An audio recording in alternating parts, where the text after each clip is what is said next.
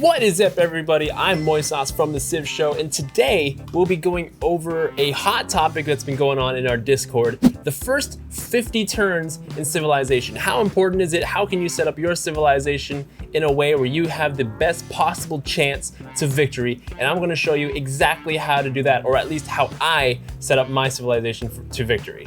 So I'm going to just set up my game here real quick. I'm going to make this as random as possible, just so that you guys can understand what I think about, what goes through my mind, and what influences the decisions I make. So we're just gonna pick a random leader here just so that I can adapt on the fly here and you can see what goes through my head. We're gonna pick Emperor difficulty. I think it's a very fair difficulty to play on. Standard game speed, continents maps, standard size as well. And we're just gonna hit start game and then let's see what we get.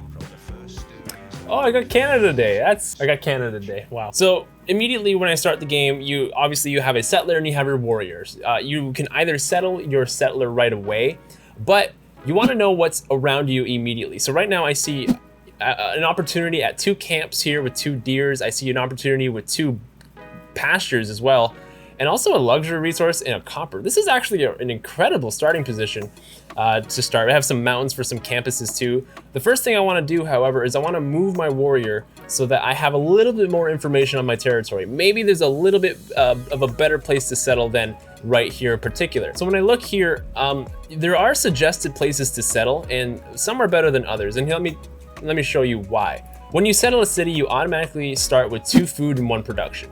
So if you were to settle your city here, you're immediately getting rid of 1 production and having 2 food. So right here is kind of useless. You still get this 3 production, you still get this 3 yield tile if you were to settle somewhere else. So what I'm gonna do is I'm gonna go to this spot right here. It's next to a river. It has extra housing there for fresh water. So I'm gonna go right here and settle here instead. Look how it turns into 2 food and 1 production here.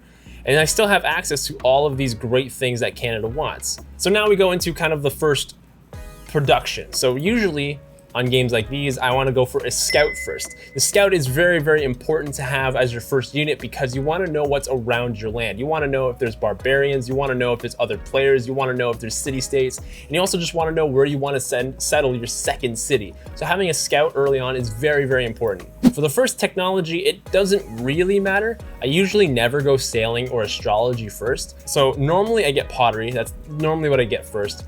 Animal husbandry is the kind of the second option because it reveals horses, and that can give you more information on where to settle your second city once you reveal where the horses are. Another reason I get pottery first is because animal husbandry and mining require you to build a worker, and I don't normally build a worker within the first 15, 20 turns. Usually I'm building settlers or I'm building warriors. Workers are kind of an afterthought.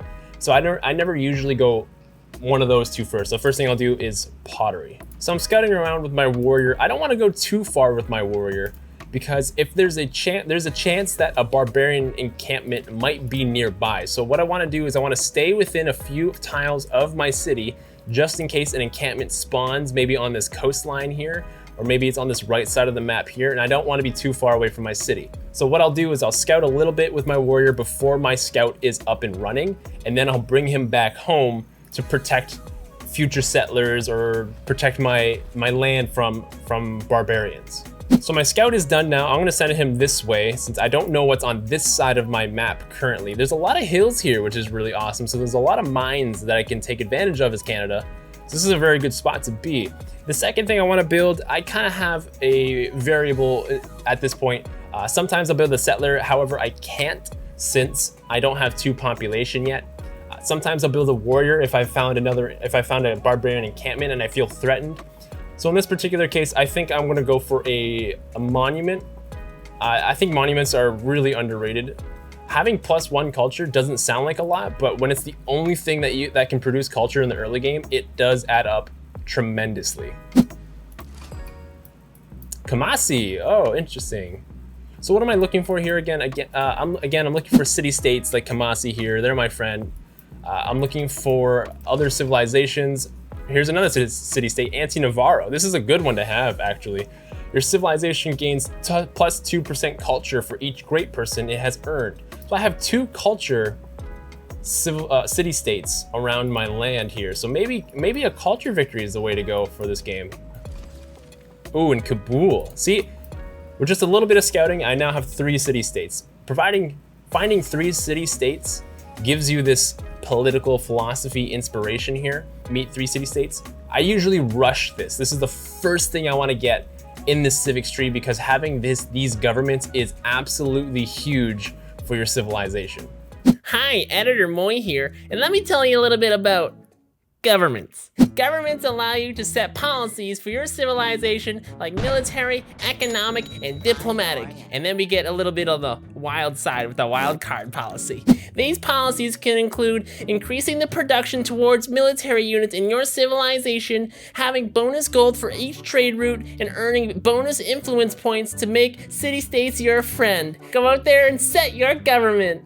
So now that I have code of laws, it's all about picking the first civics for your government. There's only 4 to pick from, so it's not particularly important, but just depending on what kind of game you want to play. Usually what I do here is I'll go discipline because it just makes fighting barbarians easier, and I don't want any of my units to die needlessly to barbarians. Hey, remember when I said to protect your settlers? Then I usually go for God King. The reason I go for God King is because I want to get a Pantheon as early as I can because those early Pantheon bonuses can be very good. You can get a free settler from them, you can get a free builder from them, you can get bonus production towards wonders. Even if you're not gonna go for a religion, maybe you're playing Congo and you can't get a religion, you can still get a Pantheon and the Pantheon can still support your civilization. For the second research here, I usually always get these 3 first. So I think I'm gonna go for animal husbandry because I want to know where the horses are so I can settle my second city and get some horses out of it. For the second civic, I usually just debate between these 2. It doesn't really matter. The bonus for foreign trade is that you can get a trade route. So you can get some early gold per turn for your empire. But honestly, it doesn't really matter. If you have one of them boosted already, I would go for that one. Like if you've already discovered a second continent, I would go for that one. I think I'll just go for foreign trade. Doesn't really matter. Ooh, so I found a goodie hut here. Something you also want to scout out, just where you're going to put your districts. Like I know that campuses, you get bonuses for every mountain tile. So there's 1, 2, 3, 4 mountain tiles here. That's a +4 for campus. This, however, holy moly, 1, 2, 3, 4, 5, +5 campus here as well. Yeah, +3 here. So I can probably build a city over here, put a campus in this tile, and then I can put a campus definitely in this tile. I can put a campus in this tile too. So maybe I want to put a city. Use your pins. If you go down here to the bottom left, you can add some pins. So I'm gonna place a pin here. I say I want to build a campus here. I want to put also a campus here, and I also want to put a campus here. So since I want these campuses for the best adjacency bonuses, I need to make sure I have cities in these areas. So Ottawa can build a campus here so that I'm not worried about that one. I could probably squeeze a campus in here too. So I could probably build a city around here. So I'm gonna go ahead and say I'm gonna build a city here. I can get a campus there. I can probably build a city over here as well and get a campus there. And then for this one, this is gonna be the juicy one. So this one's really important. I'm gonna build a city center a little bit away from the mountains so I don't have to get all of those mountains and put it over here. That's gonna be a really good city. And so now I've met another civilization. I met Peter from Russia, interesting. So Peter, I know he also likes tundra tiles. So now there's a bit of a battle between the tundra tiles. Ooh, so with the goodie hut, I got a free builder here. So now I can actually improve 3 tiles. That'll be good for this boost here. So if I look at this tile here, it has 5 total yield slots. I imagine that's probably where my citizen is working. Yeah, that's exactly it. So I'm going to upgrade this tile. I don't even think I have mining actually. Oh, I don't even have mining. Shoot. That's a bad example. Okay, I don't have mining. I'm gonna get animal husbandry. So I guess what I'll do is I can get these 3 pastures here. This mercury is very important too because it's a luxury resource. It'll up my amenities. So maybe I will finish mining and I'll save this worker and I'll wait for me to get mining here. So it's already turn 14. I had just discovered a natural wonder as well, which is a bonus to the astrology research, which is really awesome. I have this weird situation here where I'm enclosed with a bunch of city-states here. I don't know what's to the bottom left of this yet, which maybe I should scout, but I don't really want to. I don't really want to put my warrior out there because I don't know if an encampment might spawn in here, and I might lose a settler. Hey, you remember when I said to protect your settlers? So I'm gonna bring my warrior back home, and then I'm gonna build a settler too. I have 2 population. My population is stagnant, which is kind of unfortunate. I don't have enough food in my land, but I'm gonna build a settler and maybe even force this citizen, since it's only working 1 food. Maybe I should force this citizen to work elsewhere. So maybe I should get this, which is 3 food, 1 production, which is kind of nice. So now I have food, I have production. This is kind of like a good balance. So since there's no barbarian encampments around my land, I may as well keep exploring with you. I don't know what's up here. I imagine it's coast, but there could be a barbarian encampment hiding in the fog of war over there. So let's go check it out. Let's take a gander. Let's take a look-see doodle. Yeah, see? It's when you use your noggin, you find these encampments. Okay, now I have my second settler. I do want to prioritize getting this tile. I want to make sure I can get this tile. Okay, I can't build one here. I can, however, build a city on this like it recommends. However, if I were to settle here, I would occupy 2 mountain tiles that don't produce me anything. So I don't want to do that if I have a choice. But I also don't want to block this spot. You can settle cities 4 tiles away from each other. So if I do settle here, 1, 2, 3, 4, I can settle my city here and still get that, have access to this spot. Or maybe You want the numbers, Mason. That's all we've ever wanted. I want to make sure I can get these cities established. I'm gonna go for another settler here. I'm not threatened by any opponents. Russia's pretty far away, and he doesn't have a crazy amount of military score. I'm falling behind in science though, so I do need to get these campuses up and running as soon as I can. So what I'm gonna do is I'm gonna take this settler and settle here. So since I know that I want to be building campuses soon, I'm gonna go ahead and research writing. I'm not threatened by anybody at this current moment. There's no military force around me. I don't need to get archery. If you have a very aggressive neighbor, say you're against Genghis Khan, say you're against Alexander the Great, then you want to maybe consider getting archery. You want to consider building a slinger early on and getting as many archers as you can just for the protection of your civilization. So with the first governor, it really depends on if you feel threatened, what kind of game you're playing. I have a lot of mountains, I have a lot of science, so the educator seems like a pretty logical governor to have early on. The diplomat wouldn't be a bad idea because that gives me +2 envoys and I don't need the educator right now. So I think that's what I'll do. I'll take the diplomat here and I'll put them in, I think I'm gonna go with Kamasi if I can. If I can get in Kamasi here, because trade routes are something I can get early on, and I can easily trade with the city-state to get that bonus. So I think I'll do that. And I found the city here, Montreal. And with this warrior, I want to settle here. So I think I will send him, that's gonna take a lot of turns. I think I'll kind of come around this way, because this area is safe here. I just don't know what the left of here is. And if I can get to at least here, before my settler gets to around here, I'll feel a little bit safer.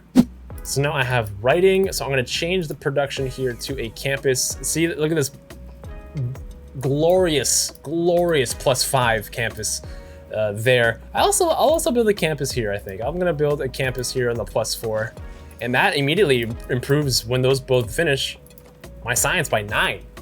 And I'm gonna immediately catch up to Peter just from those 2 campuses, and I still have 2 more planned. Oh, so now Russia's sending missionaries over to my land. Interesting. So he has a religion that I need to worry about. So maybe going this holy site might be the play. Oh boy, I'm so glad I have a warrior here. I think I may need to wrap around with my scouts. I think my scout may need to help out. This is kind of a bad situation to be in. This is not good. This is not good. Maybe I'll do a backup. I kind of have to have a backup here, where I have to put my settler over in this spot first, because there's too many barbarians here. There's like one spawning almost every turn. So that's just not ideal. It's not very ideal.